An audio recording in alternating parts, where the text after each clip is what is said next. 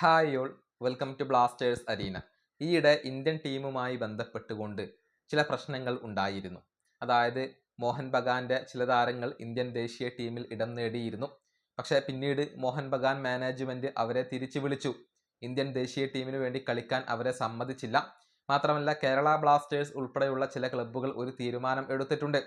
FIFA വിൻഡോയിൽ അല്ലാതെ തങ്ങളുടെ താരങ്ങളെ ഇന്ത്യൻ ദേശീയ ടീമിന് വിട്ടു നൽകില്ല എന്ന ഒരു തീരുമാനമായിരുന്നു ബ്ലാസ്റ്റേഴ്സ് ഉൾപ്പെടെയുള്ള ടീമുകൾ എടുത്തിരുന്നത്.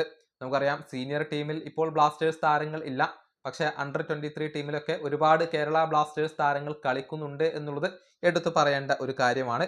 ഏതായാലും ഈ വിഷയത്തിൽ കേന്ദ്ര കായിക മന്ത്രിയായ മൻസുഖ് മാണ്ഡവ്യ തന്റെ നിലപാട് വ്യക്തമാക്കിയിട്ടുണ്ട്.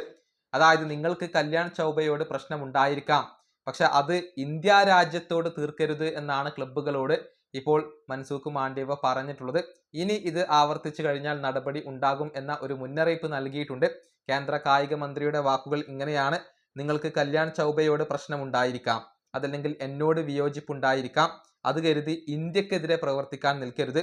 കാരണം ഇത് രാജ്യത്തിന്റെ ഇൻട്രസ്റ്റുമായി ബന്ധപ്പെട്ടതാണ്. ഇനി ഇങ്ങനെ ഉണ്ടായാൽ ഞങ്ങൾക്ക് നിങ്ങൾക്കെതിരെ നടപടി എടുക്കേണ്ടി വരും. ഇതാണ് കേന്ദ്ര കായിക മന്ത്രി ആ ഒരു ക്ലബ്ബുകളോട് പറഞ്ഞിട്ടുള്ളത്. ഈയിടെ ഒരു മീറ്റിംഗ് നടന്നിരുന്നു. ആ മീറ്റിംഗിലാണ് ക്ലബ്ബുകളോട് കേന്ദ്ര കായിക മന്ത്രി ഇക്കാര്യം വ്യക്തമാക്കിയിട്ടുള്ളത്. ഏതായാലും താരങ്ങളെ വിട്ടു നൽകൽ ഇപ്പോൾ എല്ലാ ക്ലബ്ബുകൾക്കും നിർബന്ധമായിട്ടുണ്ട്.